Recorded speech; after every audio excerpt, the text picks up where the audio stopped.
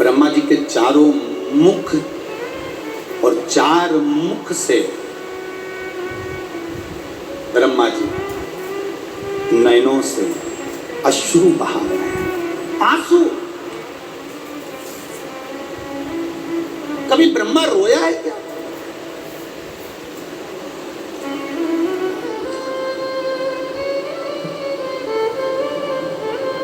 ब्रह्मा जी का सिर कट गया तो ब्रह्मा नहीं रोए। ब्रह्मा जी को श्राप लग गया सावित्री माता का, तब भी ब्रह्मा नहीं रोए।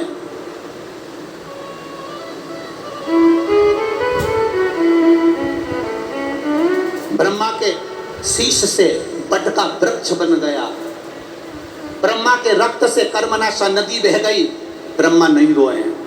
पर आज भरी सभा है, सब बैठे हैं और ब्रह्मा के चार मुख के नेत्रों से अश्रु बह रहा,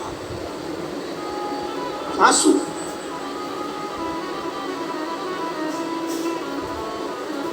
क्योंकि वो जगत का पिता है, सृष्टि का रचना करता है। एक पिता की दशा एक पिता जानता है। बेटा तो कह दिया कि ओम का अर्थ शायद मेरे पिता भी स्मरण नहीं कर पाते होंगे। एक लड़का अगर मैं बेटों से निवेदन करूंगा, पिता वो दौलत है जो चले जाता है ना तो समझ लेना कि तुम्हारी तिजोरी का खजाना लुट गया। पिता वो दौलत है, पिता वो जायदाद है। अपने पिता को कभी यह मत बताने की कोशिश करना कि तुमसे ज्यादा विद्वान मैं हूं। अपने पिता को कभी ये बताने की कोशिश मत करना कि तुमसे अच्छी दुकान में चला लेता हूं। अपने पिता को कभी ये बताने का प्रयास मत करना कि तुमसे अच्छी नौकरी में कर रहा हूं। अपने पिता को ये कभी बताने का प्रयास मत करना कि तुम जितना नहीं कमाए उससे दुगना मैंने कमाकर गाड़ी खरीदी, बंगला खरीदा, ये बनाया, जेवर बनाया, ये करा, वो करा।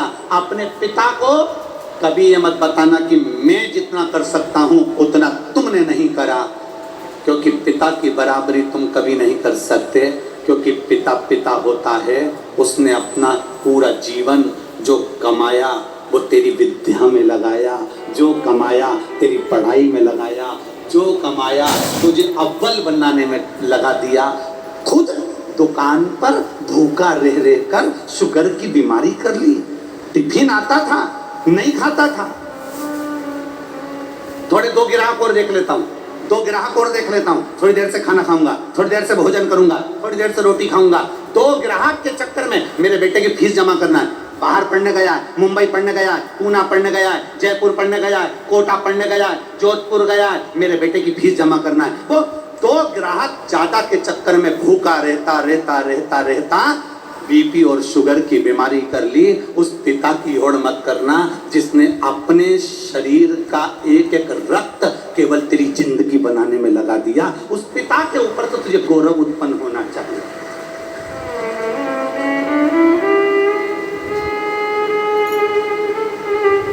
बड़ा दुख होता है जब किसी के मोबाइल पर हम स्टेटस पर देखते हैं ना और वो लिखते हैं my wife my life.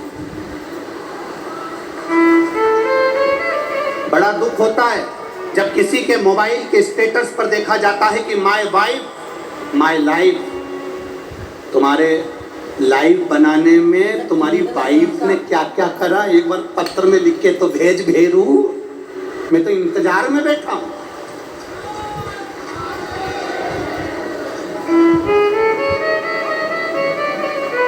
Wife तुम्हारी लाइफ नहीं बनाएगी, वाइफ तुम्हारे बच्चों की लाइफ बनाएगी, ये निश्चित है।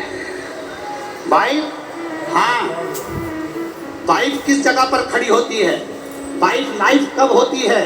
जब तुम बीमार पड़े हो, तकलीफ में हो, कष्ट में हो, कर्जे में लदालूम हो गए, दुख की घड़ी है और तुम्हारी पत्नी तुम्हारे सामने खड़ी होकर कह दे चिंता मत करना, कर्जा भी हो गया तो मरने की मत सोचना, बीमारी आ गई ना टेंशन मत लेना, मैं तुम्हारे साथ कदम से कदम मिलाकर चलूंगी, चिंता मत करना।